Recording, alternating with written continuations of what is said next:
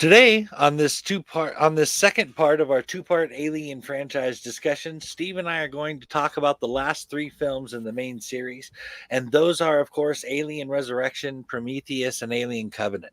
And we're also going to be talking about Alien versus Predator from 2004. You'll note that we're not going to discuss AVP Requiem from 2007, despite meeting Yutani, the other half of Weyland Yutani Corporation, and seeing the Predalien we saw burst out through the chest of the Predator in the first film. And that is because it drifts away from the concept created in the Alien versus Predator comics by Dark Horse. And the first film stays more faithful to the spirit of the comics for the most part. However, neither of those films is a direct adaptation of the comic. Before we get started, if we can jump into Alien Resurrection, was there anything you wanted to add or say, Steve?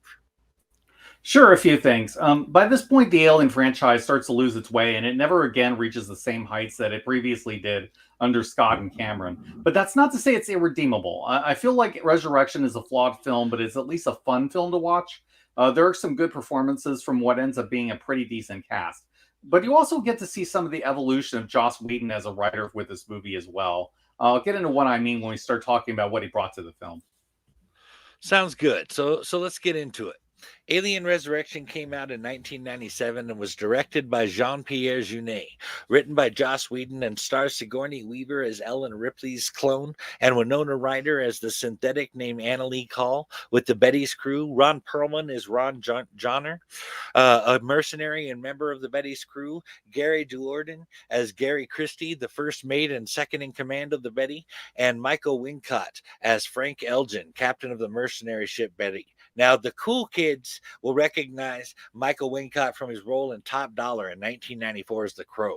But Dan Hedaya also stars as General Martin Perez, the commanding officer of the Auriga, the science vessel that they are on. Johnny Freeman as plays Dr. Mason Wren, one of the scientists of the Auriga, and the guy who gets a chest burster through his skull.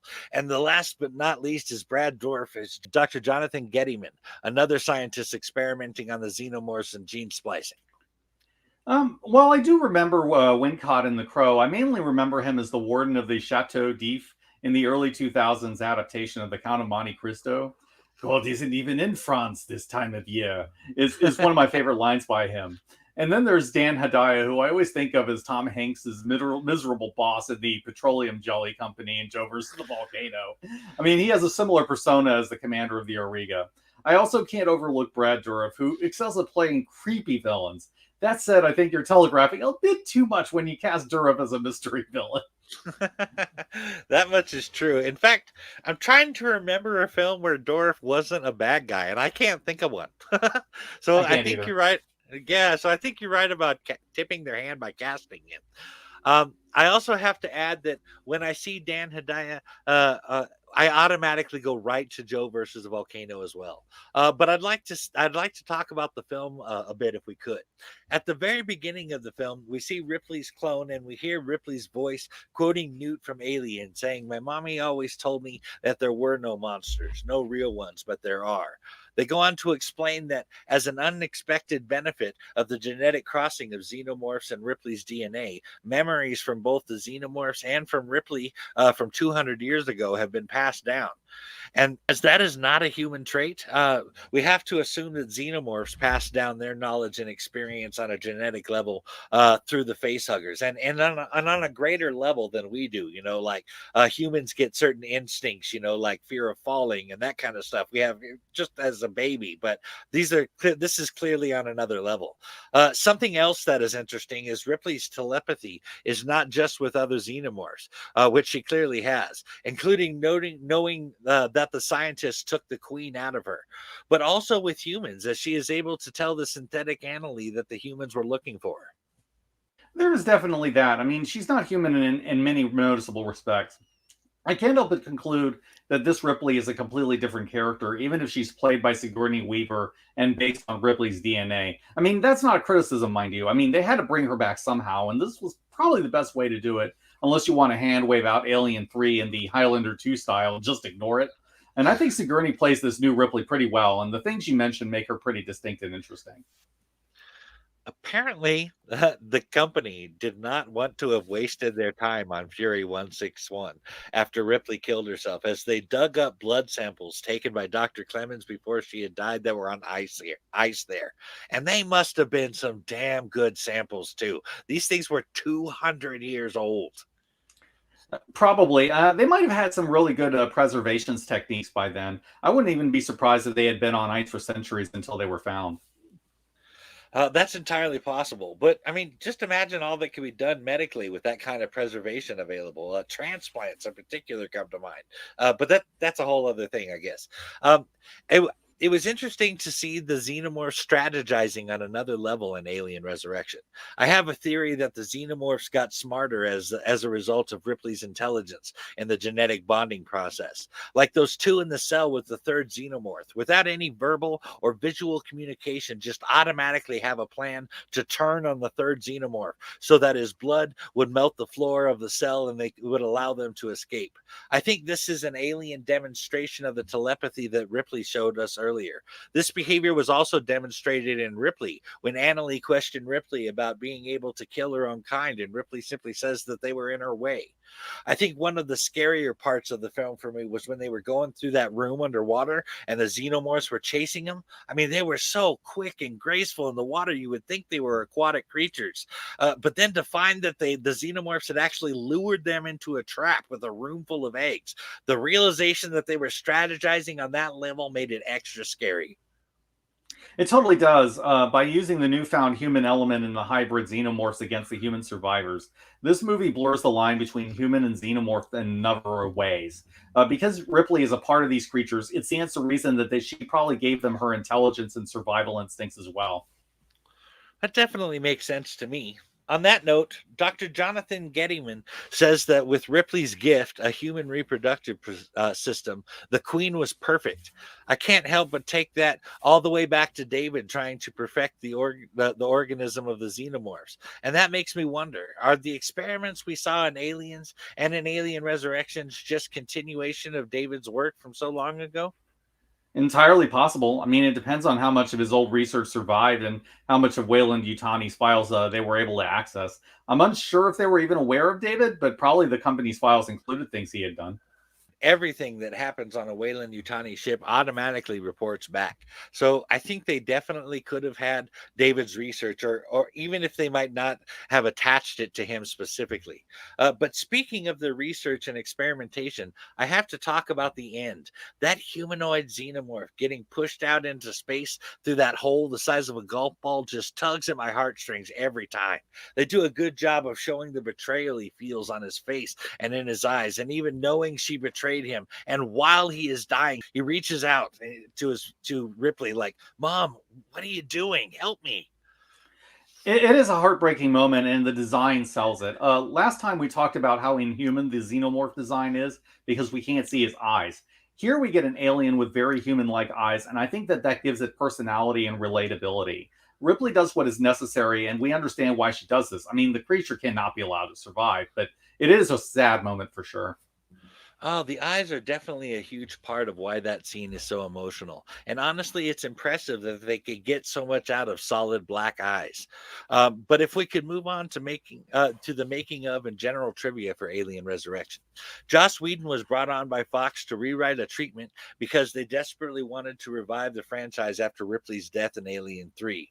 Fox was familiar with his work as a staff writer on Roseanne and Parenthood from 89 to 90, and as a script doctor on The Getaway, Speed, Waterworld, and Twister, as well as having written 1992's Buffy the Vampire Slayer. And that was all the credentials they needed. Whedon's original treatment for Alien 4 did not have Sigourney Weaver in it, though. And while Fox liked the treatment he wrote, they told him he would have to add Weaver to the script. Walter Hill and David Giler from Brandywine Productions actively tried to get Alien 4 shut down because they hated Fox ideas and Whedon's script so much. For that reason, the script was developed entirely without Giler and Hill, which was a first for the franchise. Now, Whedon's job as the writer came with a lot of pressure, but not much actually to go on. He was also asked to make an alien movie, and that carries with it certain things, like it has to be scary and it has to be exciting like an alien movie, and he has to find a way to bring Ripley back. As I mentioned in the last episode, there's still the idea floating around from Alien 3 that there would be a specific way station where all kinds of covert experiments with the xenomorphs were going on, and Whedon did snatch up that idea. But to be fair, there was a similar secret station experimenting on xenomorphs in Aliens 2 on LV-426.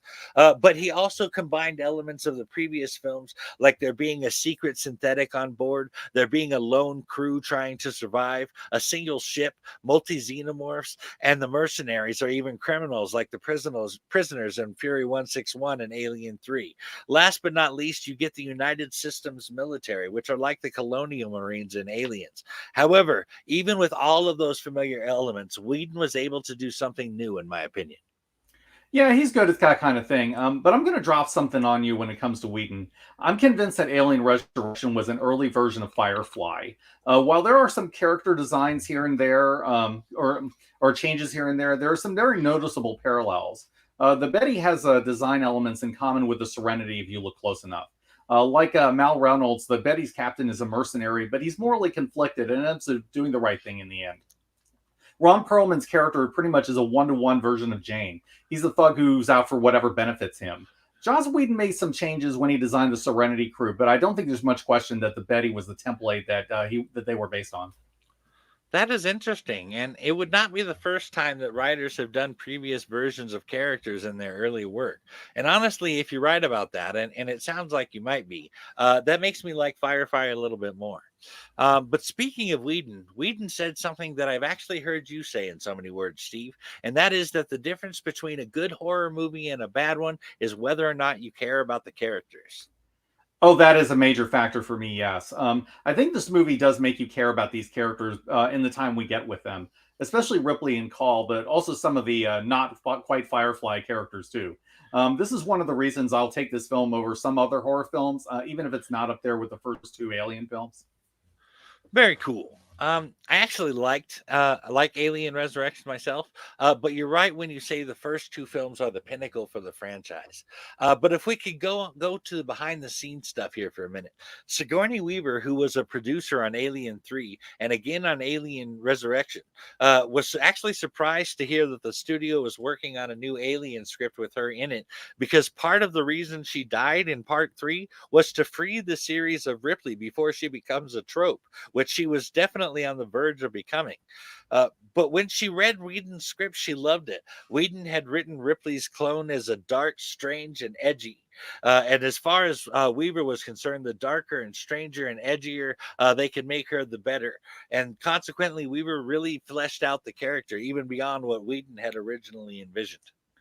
Oh, they definitely got that bit down well. I mean, this is a movie about the new Ripley finding the humanity within herself. She's an artificially created being and she's half xenomorph, and she doesn't really quite know what she even is.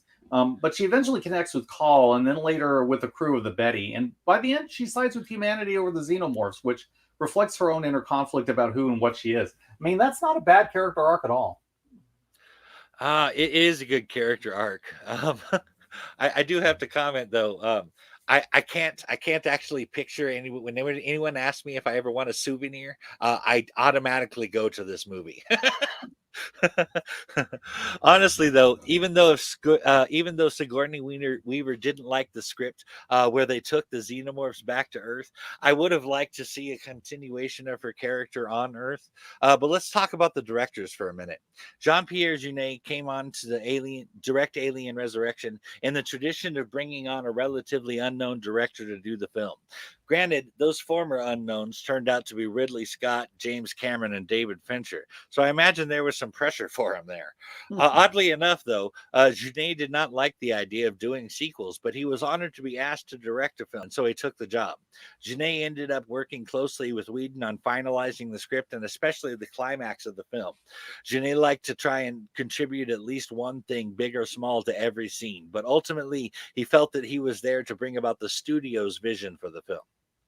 Yeah, Whedon would later claim that there were differences between him and Junet about why the way the movie turned out, but I think he's someone who likes to be in control of everything, which is usually why he has to direct or be the showrunner. I think Junet brought a unique visual style to the film, even if he directed it in a way that Whedon wouldn't have. But in the end, I think we got a fun, watchable film, even if it wasn't a huge success. I have to agree with that. There are things that or even Whedon would have done differently or didn't like, but the film is enjoyable and has good characters. Honestly, the only one I think about skipping when I'm doing an Alien marathon is three. Now Totally the fair. next yeah. Now the next thing coming up in our conversation is Alien versus Predator. But before we get into Alien versus Predator the movie, I think we need to talk about the comics they're based on, published by Dark Horse Comics intermittently between the years of 1989 and 2020. They own the rights to both Predator and the Alien franchises as far as making comics go. The original idea for the crossover came from a brainstorming session between comic creators and Dark Horse executives. Chris Warner, who would go on to be AVP's editor and artist, is the one who pitched the idea. The basic idea for the series is this: the Predators are hunters, and individually they all wish to be the greatest hunter, a very honorable position among the Predators. The xenomorphs, just called aliens, are the fiercest and most deadly creatures in the universe. To kill one of them made you a great warrior and a hunter and worthy of being among their individual clans. So essentially, the ultimate hunter meets the greatest hunt, and the ultimate warrior meets his greatest foe all in one game. While the series went on to be written and drawn by multiple people, I'm going to focus on the first three-issue black and white story from Dark Horse Presents number 34 through 36, as it is a loose basis for the AVP film. Alien vs. Predator was written and edited by Randy Stradley, penciled by Phil Norwood, inked by Carl Story, and lettered by Pat Brousseau. The three issues of Dark Horse Presents also featured Aliens and Predator cover art by Chris Warner, who originally pitched the idea for the comic. This comic served as a prequel to the four-issue series of the same name. As an aside, there was also a 12-issue maxi series by Dark Horse called Alien vs. Predator: The Deadliest of the Species. The writer on the series was none other than Chris Claremont, who we've talked about on our X-Men episodes. The artists on the book included Butch Guice, who worked with Claremont on New Mutants, and Eduardo Barreto. The concept centered around Karen Delacroix, who is the trophy wife of a major corporate figure, but we find out that there are secrets to her past that she can't remember. She ends up working alongside a female predator named Big Mama as they deal with xenomorphs and a big corporate conspiracy. This was where I first found Alien versus Predator as a concept, and I thought it was a pretty cool series, but that's pretty much the limit of my comics knowledge with the franchise. So why don't we get into the series you were thinking of? Oh, sure. I actually didn't know that Claremont wrote an AVP story. That's actually pretty cool. But as you say, let's get into the first Alien versus Predator story. While the movie takes place in the Antarctic at Razorback's whaling station on Earth, the original story takes place on the recently colonized planet of Ryushi and centers around Machiko Noguchi, the Chigusa Corporation's administrator there on Ryushi over the Prosperity Wells colony. The Antarctic setting on Bouvet Island for the Razorback whaling station in the film is actually based on the unexplained Vela incident from September 22nd, 1979, where a satellite recorded a flash of light near the island. It was first speculated to have been a man made nuclear explosion or a natural event such as a meteor strike, but this has never been resolved. But in the comics, the colonizers were far from whalers. The settlers on Ryushi raised cattle like creatures called Rinth to export them to other solar systems. When we first meet them, they are in the process of filling an order. What nobody on Ryushi knows is that the planet is a traditional hunting ground to the predators, and they have returned to the planet to complete their coming of age initiation rites called being blooded in, i.e., to receive the mark of their clan. That is the general idea as to why the Predators are coming to Earth in AVP. But back to the comics. On board the Predator ship, the alien queen lays eggs to take down to Ryushi for the game. However, the alien queen, in a real show of strategy, sneaks an egg containing a royal facehugger, a facehugger with the seat of a queen, onto the shipment going down to Ryushi. After the shipment goes down, the Rinth are quickly impregnated. In the film, this goes down a little differently. The queen is kept frozen and brought up out of the ice each century when the predators come to Earth for this ceremony of battle and blood. They don't say it outright, but like the story, the purpose of why the predators came down to Earth was to initiate unblooded predators. Why will become clear in a minute. Now, when the predators, led by a predator named Broken Tusk, arrive down on the planet, they are all prepared to face the aliens that have hatched from their shipment. However, when they arrive, what they find are the colonists, and after Broken Tusk is injured and incapacitated, the predators decide to hunt the humans instead. Meanwhile, the Rinth that have been impregnated by the facehuggers, one of them with a queen inside, have been loaded up onto the cargo transporter, and an alien colony quickly takes hold inside. It is not long before the colonists find themselves pitted against both aliens and predators as the predator assault on the colony continues. Broken Tusk recovered because a human doctor helped him. Afterwards, he sides with Machiko Noguchi, and together with the crew aboard the cargo ship, they set it up so that the ship's orbiter will crash into Ryushi and destroy the alien colony. In the fight, Broken Tusk is mortally wounded, but he is so impressed with Machiko's courage and warrior spirit that he bloods Machiko with the mark of his clan. It was a very high honor to make her one of them via the mark of his clan. In fact, in the comic, the only way to get blooded in is for killing an alien. And you see this happen in the movie as well when the predator bloods Alexa into his clan. I think in the predator's eyes, she had killed the alien earlier, and with the spear in the pyramid, making her worthy, and she helped him escape to the surface before the bomb killed them. You wouldn't know this if you didn't read the comics, but while predators called Yautja in the comics don't hunt humans for sport, they consider them like equals as far as warriors and hunters go.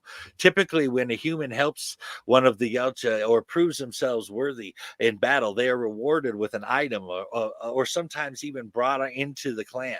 For instance, in the comics, Machiko went on to live with the Yautja, and Alexa did not do that. But Machiko was accepted as one of them by the other Yautja because of the mark of Broken Tusk clan on her.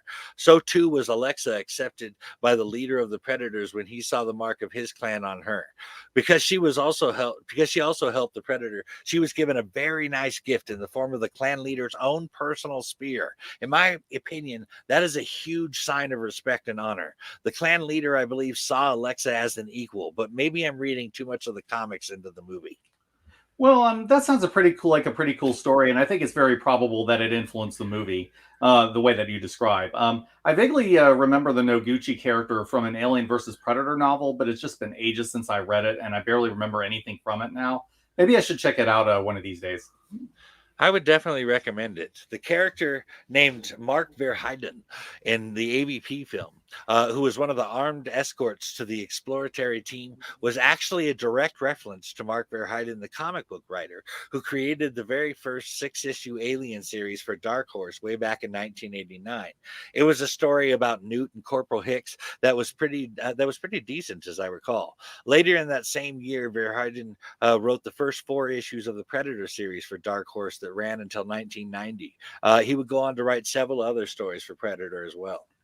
Oh, that's interesting. I don't remember seeing Verheiden's name on very much until he wrote some Superman titles many years later, but I guess this is where he started building up his career. Still, it is a pretty cool nod. It is, and I like nods like that, like how the names of writers and artists that had worked on Daredevil ended up in the Daredevil movie. It's very nice. But let's talk about the movie specifically. Alien vs. Predator came out in 2004. However, Alien vs. Predator was rumored to be in the works ever since a xenomorph skull appeared on the Predator ship's trophy room in Predator 2 from 1992. Although at the time it was actually a nod to the comic book series from Dark Horse and was not intended to be foreshadowing. But fans, that didn't stop the rumors. And 12 years later, they did get their wish. Speaking of which, the story for Alien vs. Predator was written by Paul W.S. Anderson, who also directed and co wrote the screenplay with Shane Salerno. Their writing was influenced by Aztec mythology, the comic book series, and the writings of Eric Van Doniken. And the film starred Sana Lathan as Alexa Lex Woods, Raul Boba as Professor Sebastian DeRosa, Lance Henriksen as Charles Bishop Wayland. And as a quick side note, Lance Henriksen became the second actor after Bill Paxton to be killed and or assaulted by an alien, a predator, and a Terminator with AVP. So that's cool. But back to the other actors. Ewan Bremer played Dr. Graham Miller. Colin Salmon played Maxwell Stafford, and Tommy Flanagan played the aforementioned Mark Verheiden. It was pretty clear that Anderson was aiming for the forbidden archaeology angle with this movie. I do remember there being wild theories that the real location of Atlantis was in the Antarctic, so they were probably using that idea with the frozen pyramid. I think some of the things get hand waved to allow for this premise to work, but I think it's an interesting approach for a movie like this. I felt like Alien versus Predator was a solid little action film, but nothing that was overly exceptional. But you get some fun science fiction action in an Indiana Jones meets Aliens kind of way. I really enjoyed the film and I like the crossover of the franchises. While I'm not a fan of AVP Requiem, I feel like they really hit the nail on the head with the first film. You know, writer Paul Anderson rewarded hardcore Alien and Predator fans with nods and references to the previous films in the franchise. For instance, the title logo fades in piece by piece, like the title logo from in Alien from 1979. And the opening shot of the movie first appears to be a silhouette of the alien queen from Aliens in 1986, before being revealed as a Wayland Corporation satellite. And of course, the line "You are one ugly motherfucker" from Predator in 1987 and Predator 2 from 1990 was also used in the film, but as a reference to a xenomorph and not a predator. At the beginning of the film, the technician has a drinking bird among the Tweety Pie dolls. These are the same birds that were seen in the dining room table in Alien and on the abandoned prison canteen in Alien 3 from 1992. The Predator ship's holographic is shown on the reflected on the visor of the Predator's mask, just like the readouts of the Nostromo were seen reflected on the helmets in Alien. When Charles Wayland is at the desk, he's doing with his pen what he did with the knife in Aliens. When one of the explorers is searching the whaling compound, the red light from the guy's flare comes through the crack in the door to form a flat vertical beam that is picked up by the dust and snow in the room, just like the blue-green light from the salvage team comes through the door in Aliens from 1986. The shot taken from inside the pyramid of the team approaching the top with their flashlights references the shot in Alien where the Nostromo crew approached the derelict ship. The altars on the sacrificial altar are also placed in the exact location of the hibernation pods from Alien. This movie certainly did its homework. I mean, there's no question about that. Bringing back Lance Henriksen as Charles Bishop Wayland is probably the most obvious reference in the film, but the references to the Predator ship and Predator 2 and some of the stylistic references to Ridley Scott were nice to see. I didn't feel like they overdid the Easter eggs or evoked the other films too much. Some of the references are very subtle and easy to miss, but it's cool for those who notice them. Agreed. It makes it that much cooler for those that know. I have to mention my man James Cameron's thoughts on AVP movie, though. James Cameron said that combining the Alien and Predator franchises would kill the validity of both franchises. He went on to say that to him, that was Frankenstein meets werewolf. It was Universal just taking their assets and starting to play them off against each other, just milking it. And actually, they directly paid homage to Frankenstein meets werewolf from 1943 by having one of the characters in the movie watching Frankenstein meets werewolf in the movie. Also, as a final note on that, Cameron actually saw and really loved the film. So I hope he had that crow with some bullseye barbecue sauce. He probably did. Cameron may be a great writer director, but he could be wrong sometimes. I mean, I think this is a trick that could be done once and not detract from either franchise.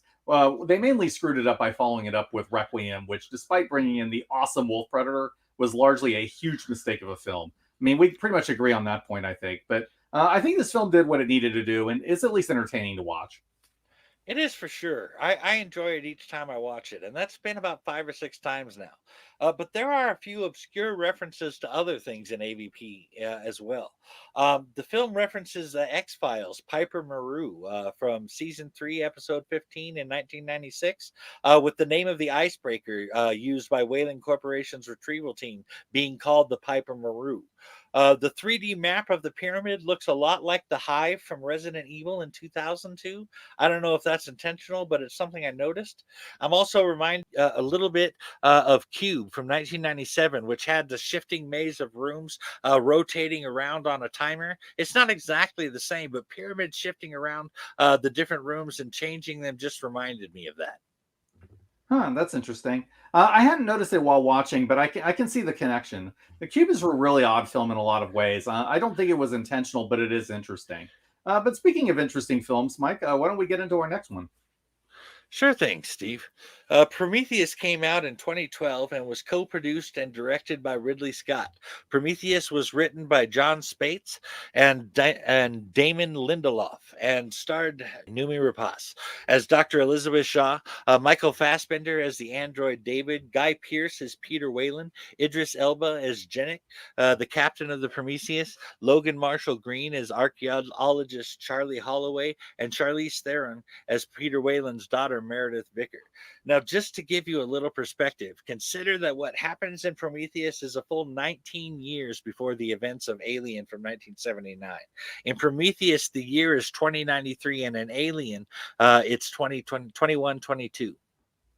Prometheus is a movie that I have a lot of respect for, at least on a conceptual level. It aims for really huge ideas and that real literary quality that not many science fiction films truly achieve.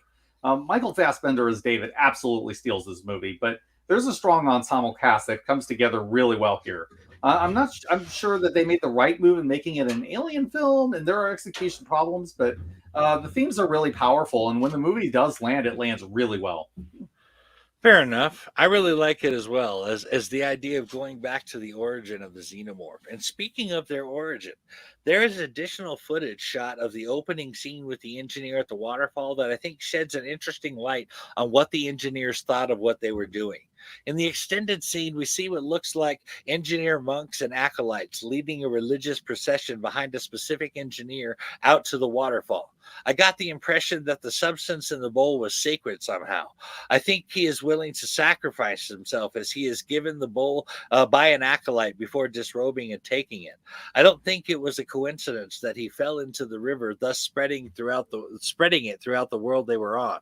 In light of that extended scene, that was clearly a religious act on the part of the engineers. My guess is that this flew in the face of the footage, suggesting that the whole thing was an experiment gone wrong, maybe even done by the military, and that's why it was cut. I assume that is the same reason the scene where the engineer answers Shaw's question about where they are from, and David's closest translation is paradise. One of the exact words her father said was used to talk about the afterlife. That conflicts with the whole just an experiment theory, as that would make them gods, and removing the godhood of the engineer seems like a real point. Yeah, the idea of creation as an act of sacrifice runs all throughout this movie, and it's central to the engineer's belief system. There's also a spiritual aspect to the movie with the idea of the creator God as a father to his creations. We see this particularly with David and Wayland, but it also comes back with the engineer, who acts more like an angry parent. I think there was even a draft where they tried to claim that Jesus was an engineer, but that probably got written out because the studio didn't want that kind of controversy. In any case, there's a religious allegory as well as a parental one that keeps coming back again and again. You were right about that draft. Ridley Scott actually came up with the idea that Jesus was an engineer sent to stop us from killing each other and fighting wars. But not only would that stir up some unwanted controversy about the film, as you mentioned, it also seems to go against the fact that the engineers were on their way to Earth to destroy mankind. Unless, of course, the two things somehow reflect the Old Testament and the New Testament, but in reverse order. Like, I offer you grace and then I'll kill you. But either way, there was definitely a father and his creation thing going on there throughout the film, as you mentioned. It definitely seems that way, and that rings especially true when it comes to Peter Whalen and his children. We see that in the deleted scene with Whalen's TED Talk that he's a man of immense ego and ambition, and who is unrestrained by ethical constraints when it comes to achieving his goals. It's in this respect that I think David is truly his son. We are the gods now. Wayland proclaims, not realizing how empty that statement truly is. He wants to steal the fire of creation from the engineers, but as is often the case with Greek tragedy, he pays the price for his hubris. Wayland is a fascinating character, though, as shown through his relationships with his children, including Meredith, his biological daughter, and David, who is the child that he always wanted in some respects. Yet never is treats as a true equal because he's an android. Did you have any points you wanted to get into with that, Mike? Oh, I definitely do, Steve. But first, I have to comment on what you said there. That is a nice pickup about David and Wayland's relationship. Wayland and David definitely have that unbridled ambition in common. And it is no coincidence that Das Rheingold, entry of the gods into Valhalla, was David's choice for the song to play, and that it was the song playing at the close of Prometheus. I think David believed he had succeeded where Wayland had failed, that he was a proper creator and therefore a proper god entering the halls of Valhalla. But to your question, Meredith Vickers and David are both given a jab during Peter Wayland's holographic speech. When introducing David, he says that David is the closest thing to a son that he will ever have. And you can see that that was a stab to Meredith by them immediately flashing to her and showing her discomfort with the remark. You automatically get the impression that there is some backstory there about Wayland having preferred Meredith would have been a boy. You notice that she is embittered towards David throughout the film, and I can't help but think that's a clue as to why right there. At the same time, David knows that was complimentary, and you see him smile. But then David is told by his programming to act in an opposite way when Wayland says that unfortunately David is not human. He will never grow old and he will never die, and yet he is unable to appreciate these gifts because that would require the one thing that David will never have, a soul. Consider that David appeared to be doing all that he could to learn about humanity and be more like them, from watching the movies and practicing how they talk and even playing sports and even observing the dreams of those in stasis like he did with both Shaw and Wayland. He was basically just told by Peter Wayland that all of his efforts meant nothing. He will never be human or never have a soul. This seems to be derogatory towards David, and you can see him trying to process it with what he knows about human emotion. I'm also picking up on there being a bit of a one-sided sibling rivalry there between Meredith and David, fueled by Peter Whalen intentionally. I get the impression that he uses his passive-aggressive remarks and ploys to force her to do better or something. I mean, Meredith was ultimately in charge of the ship, but her father undermines her authority by telling everyone that Dr. Sean Holloway are in charge as far as everyone is concerned, and doesn't even mention Meredith at all. You can tell she didn't like that too, and that's why she had to set things straight immediately afterwards. Then, when she finds out that David is talking to her father, her hatred for David really comes out in full force. Oh, that's a nice pickup on the Das Rheingold point. I like that take quite a bit. But as you say, Peter Whalen really wasn't a good father at all to either of his children. I mean, either Meredith or David. He just couldn't accept either of his children for who they were, and he kept demanding more of them. I think it's meant to represent the dissatisfaction that creators often have with their creations, or that parents sometimes have with their children when they take their own paths. But yes, there's definitely an element of sibling rivalry with Meredith and David. Whalen doesn't even want to acknowledge Meredith, no matter how hard she tries for him. That undoubtedly contributes to her resentment both towards her father and David. David, on the other hand, is treated as an inferior because he's artificial, while also being a superior being, which no doubt contributes to his own resentment towards the Whalens. I think this dynamic is also a good part of the reason why David is so driven to create his own form of life. I think you might be right about that. David is most assuredly driven to create. And as we discussed, David has his father's ambition, if nothing else. David is meant to be very human like, but he does not want to be too much like a human. When Holloway asks him why he bothers to wear a helmet if he doesn't breathe, and he says that he was designed like this because you people prefer to work with your own kind, implying that it was an illusion put on for the human's benefit. But when the guy retorts with, "They make you pretty close, close, huh? I mean." Meaning that the close to humans as possible. David replies, "Not too close, I hope." Then, when that same guy reminds David later that he had forgotten David wasn't a real boy, an obvious Pinocchio reference, and you'll notice he goes from smiling to straight faced at that exact moment. I assume he figured that there was no point in pretext any longer with Holloway. Then when Holloway says that they created synthetics like David simply because they could, and David replies, "Can you imagine how disappointing it would be to hear that from your creators?" Holloway just laughs it off and says it's a good thing you can't be disappointed then. And Holloway is right. He can't feel disappointment per se, but I would say that David has lived among his creators his whole life and has found the experience underwhelming. And that's about as close to disappointment as David can get. But like he needed confirmation that it was indeed human to do all that was necessary to achieve his goals. In this particular case, what he was planning to do with the black liquid, he asked Holloway, how far would you go to get what you came all this way for? Your answers. What would you be willing to do? And when Holloway said anything and everything, he unknowingly gave David the assurance that the atrocities he would commit were entirely human in their motivation and therefore part of his programming to be as human-like as possible. It was something akin to being willing to kill because someone with authority gave you permission to do so in the line of duty. That was David's get out of jail free card, as up to that point he had questioned whether or not he was going too far by following Wayland's orders. The humans all seem to think that meeting their makers will be this glorious achievement and that they'll be welcomed with open arms for showing up. Wayland, most of all, who hopes to use the engineer's science to live past his allotted lifespan. Only David, who has experienced rejection from his human creator, sees things differently. And as it turns out, he happens to be right about this. But yes, we also see that David is becoming more and more inhuman as he becomes obsessed with creation and his own place in the process. He doesn't understand or respect moral limitations on science because he doesn't have a soul. At his core, he's a machine, and for all that he simulates human life, I mean, he doesn't have the same spark as his creators do. Because of that, he puts no thought whatsoever into the ethical implications of unwittingly using humans as his test subjects. In many ways, David is a more frightening villain than even the aliens are. He acts with intelligence but no moral restraint. Eventually, he seems to realize that he's superior to humans, and he starts feeling like his creators are holding him back from what he truly could be. He most certainly does, and you can see him gradually evolving beyond those restraints in his thought processes and perceptions. I also think that Wayland taught him deception, as he was on another mission from the very beginning. David clearly understood the language on that ship more than he was willing to share. He knew exactly which buttons to push and which sequence to push on the panels.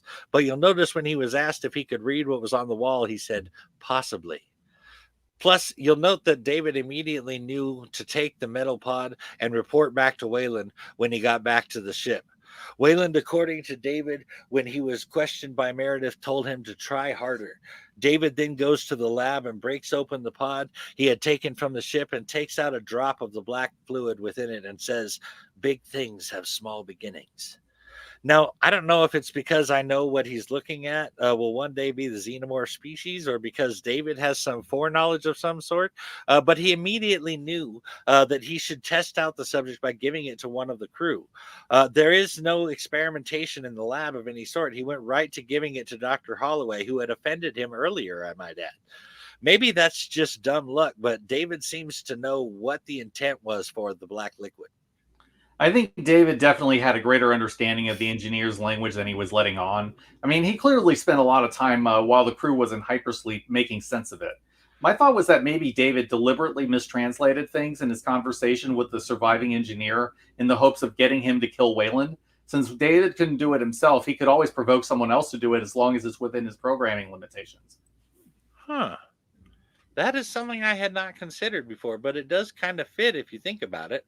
And actually, speaking of Wayland's death, when Shaw asked David what's going to happen to him without Wayland around to program him anymore, and David says, "I guess I'd be free." But then Shaw asks him if he actually wants that. And David says that he simultaneously isn't familiar with want, and yet he does say, "Doesn't everyone want their parents dead?" That right there was pretty scary. Yeah. At the conclusion of the film, David's creator Wayland is dead, and his fundamental programming will end without someone to serve. Writer David Lindelof explained that David's programming becomes unclear at that point, and that he could be programmed by Shaw or his own curiosity. Following Wayland's death, David is left with Shaw and is sincere in his interest in following her, partly out of survival and partly out of curiosity. Yeah, I really wanted to see a better ending for David and Shaw than we saw in Covenant. I mean, they were clearly setting up a sequel where they go to the engineer homeworld and try to understand what they were really doing. I think we could have gotten a really good film out of that, but plans were clearly derailed, and Shaw is completely taken out of the picture. They just wasted the Shaw character in the end, sadly. I mean, I wish we could have gotten a proper Prometheus sequel, but it wasn't to be. We might have to agree to disagree on this one, my friend. I thought Alien Covenant filled in the blanks rather nicely as far as what happened with David and Shaw, and we did get to see them go back to the alien homeworld when they went to Planet Four in Alien Covenant. But we'll talk more about that in detail when we get to that film. Prometheus has several themes working through it. The main one, I think, is the story of the Greek Titan that the film and the ship were named after. Prometheus defies the gods by giving fire to man, and for this he is eternally punished, rather harshly, I might add. A big giant bird, an eagle, I think, eats his liver out of his stomach every single day, and because he's a god, his tissue always grows back, only to be eaten out again the very next day. I mean, damn. Hmm. The gods had wanted to limit man's creations in case they tried to usurp them. The film deals with humanity's relationship with their gods and creators, i.e., the engineers, and the consequences of defying them. The crew of the Prometheus go on an expedition to find their creators, and in the process, Shaw wants to have her religious belief about heaven or paradise reaffirmed, and she believes she is entitled to answers from her gods. Peter Wayland seeks immortality from his creators because he considered himself a god as the engineers were because he is also a creator. But the engineer kills him, and as he dies, he finds there is nothing beyond. Ultimately, none of them find what they're looking for, and only death awaits them as a consequence of their hubris. There are a number of thematic ideas that we see in this film. I agree that the Prometheus name was deliberately meant to represent Greek myth. Fire is even used in a couple of notable scenes. I think the struggle between the Olympians and the Titans, their own creators, is reflected as well. As to your point about Wayland, I think he's killed because the engineer realizes that he does not have the responsibility that a true creator should have. To the engineers, creation is an act of sacrifice, and Wayland wants life only for himself and not his creation. A king has his reign and then he dies, as Meredith points out. Wayland creates only for his own ego and his own glory, with no thought put to his creations or the responsibility that a creator should have to them. The engineer finds this abhorrent and he kills Wayland, realizing that humans have learned nothing from them. The idea of creation as an act of sacrifice runs throughout the film on a number of levels, but that's one of the key moments. That is rather insightful, and actually it makes more sense than killing them simply because the engineers had wanted to wipe them out. Good call on that one. Check out this circle of events that I did not pick up the first time. The engineers created humanity in their own image using their own DNA. Humanity, i.e., Peter Wayland, created artificial life, i.e., David, in his own image. David, that artificial life, then gives the dark liquid developed by the engineers to Holloway, who impregnates the sterile Shaw, and the resulting squid like offspring grows to a massive size and impregnates an engineer, creating the Deacon. In essence, the child of all three generations, and it brings the whole thing full circle. Yeah, that sounds about right. It ties together everything from the original Alien, the humans, the xenomorphs, and the space jockeys. I'm not sure what the engineer's original plan was for the black goo, but I think it's safe to say that it went off course by the end of the film. It's too bad that we'll never get that movie that would connect those dots. But why don't we talk about the movie we got instead?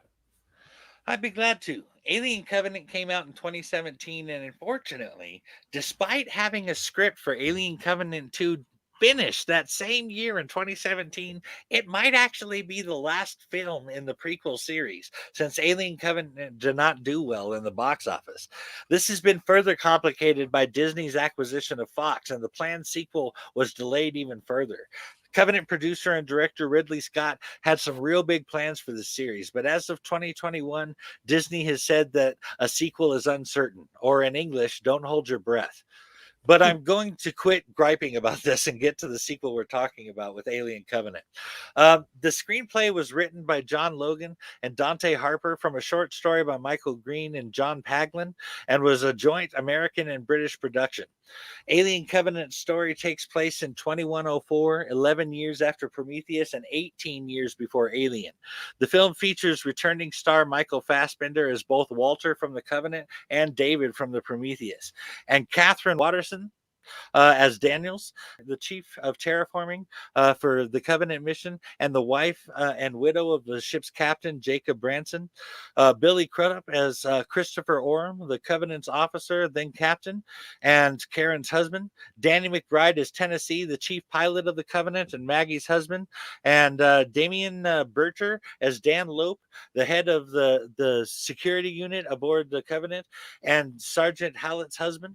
Also, as a quick side note, Danny McBride, who played Tennessee, was also started writing Halloween 18 with David Gordon Green in 2017, the very month Alien Covenant stopped filming. I just thought that was cool.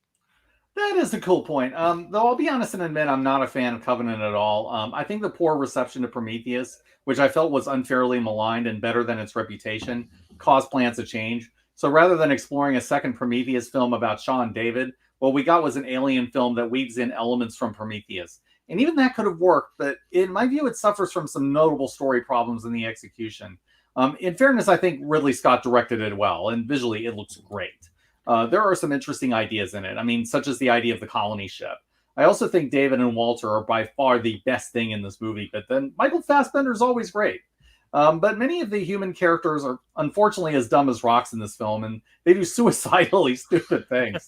If I'm honest, my favorite scene in Covenant was the early flashback scene between David and Peter Whalen back on Earth, as that was the most Prometheus-like thing in it.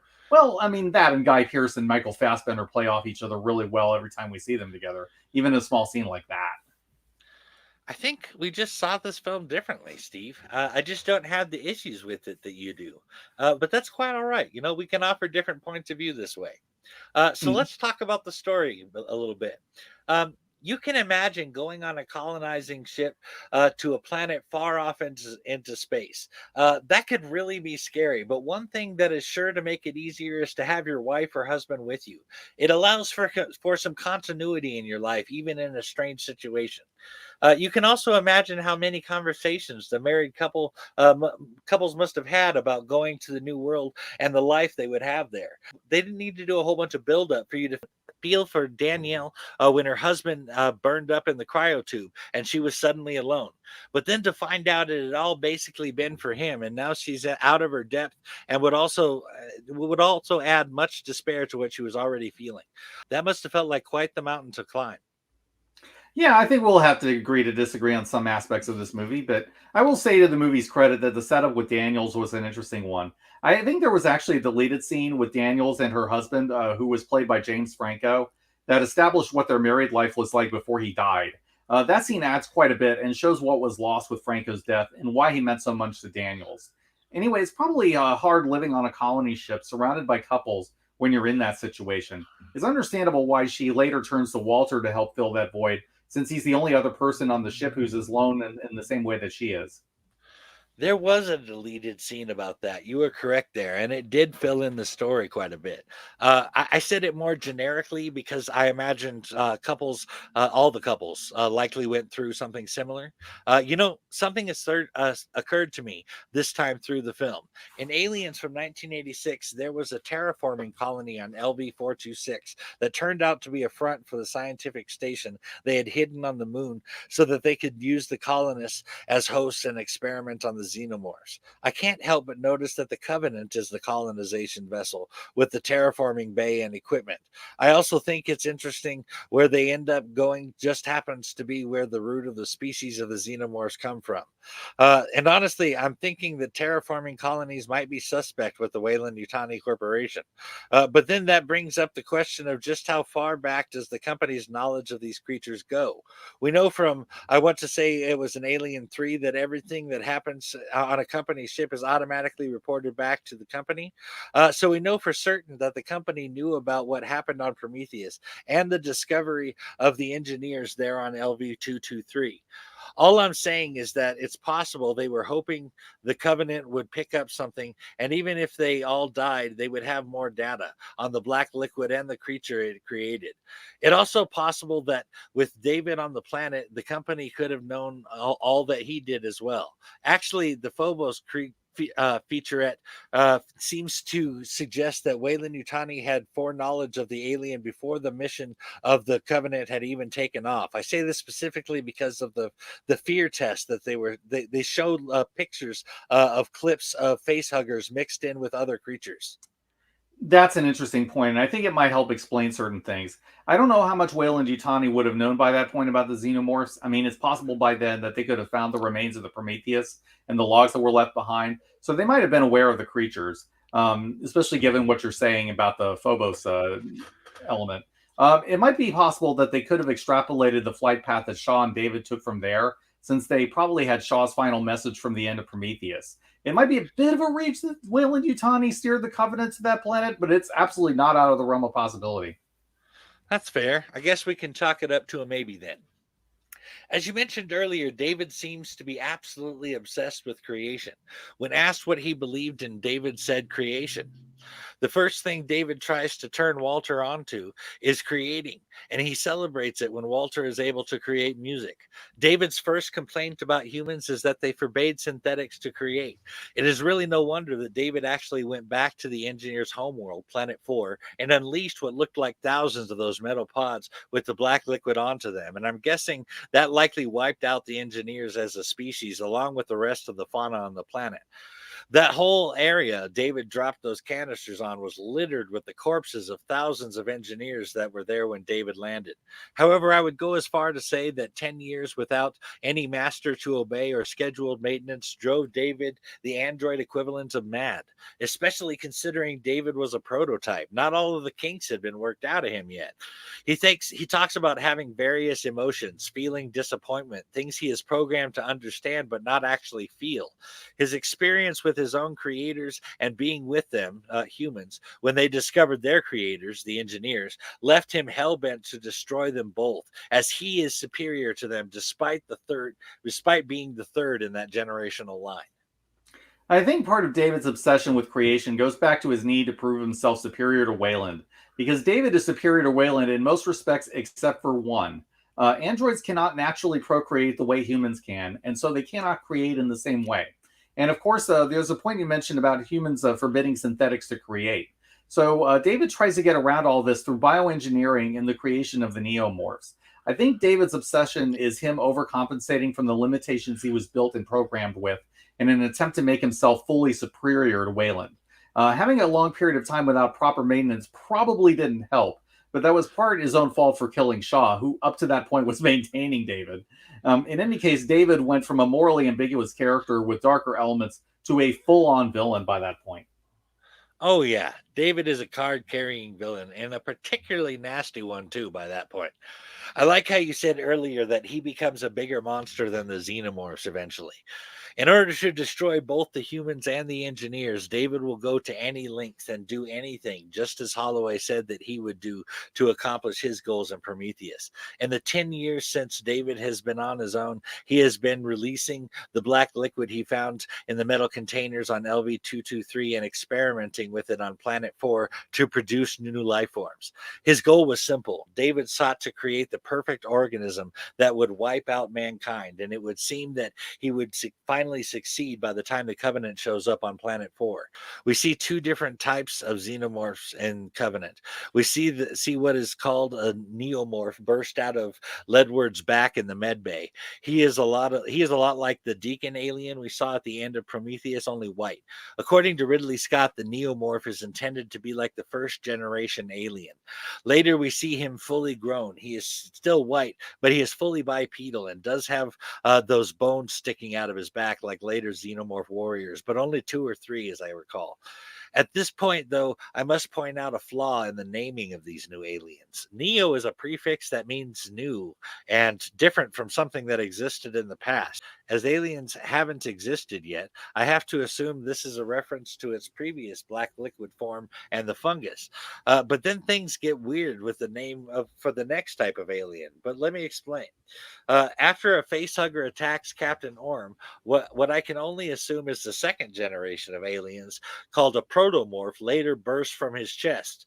Later, we see the protomorph full grown and now black skinned when it kills Cole. This full grown protomorph looks a lot like the warrior xenomorphs we are used to seeing, albeit a bit more bipedal. The problem is the proto is also a prefix, and it means first or foremost, the earliest form of. Wouldn't that be the neomorph? Or has the alien species actually evolved into another species that is actually the beginning of the xenomorph line, like how in evolution Homo sapiens marked the beginning of modern humans? It's hard to say for sure. Maybe we might know if they ever do a follow up. I'm not really sure what on the question either, but it is true that the naming convention is a bit weird. Still, I can buy David developing them as a way of putting an end to humanity. Of course, the humans in this film do a good job of killing themselves off without his help. I have to point out that Captain Oram just sticks his head right next to the xenomorph eggs just because David told him to. And then he predictably gets killed by a facehugger. It's dumb on a suicidal level. Why in the world would anybody do that? Especially given how suspiciously David has been acting the entire time. Why don't you just stick your head in a lion's mouth and see what happens? I'm sure it'll be fine. It does seem very foolish on the surface. But my guess, and this is just speculation, is that Orm believes Asimov's laws of robotics were in place, and David should not be able to tell him that something was safe if it was not. But it's just a theory. We see the black liquid coming from a fungus that releases spores to impregnate the host. Now, I think those fungus or mushrooms were formed when David released the black liquid onto the planet itself when he arrived. When it got into the earth, the original plant fungus formed. But that is just a theory.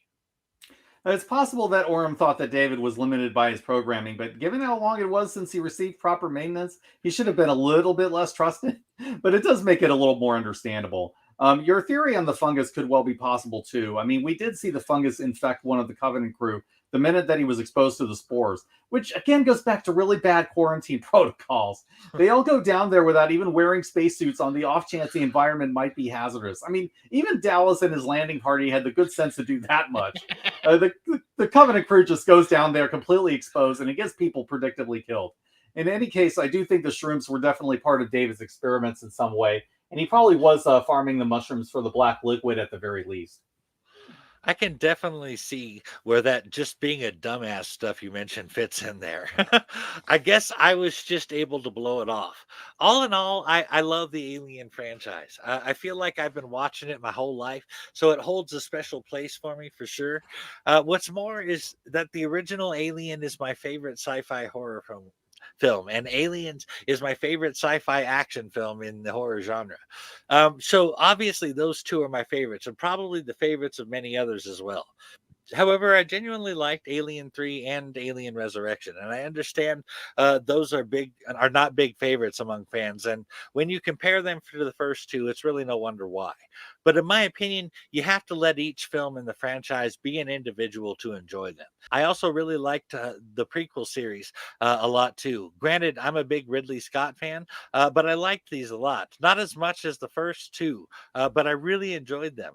One thing in particular that I like about them is that they are designed to be watched multiple times. There are things you just don't pick up until the rewatch. You can see more of the story and the seeds that were planted along the way early on.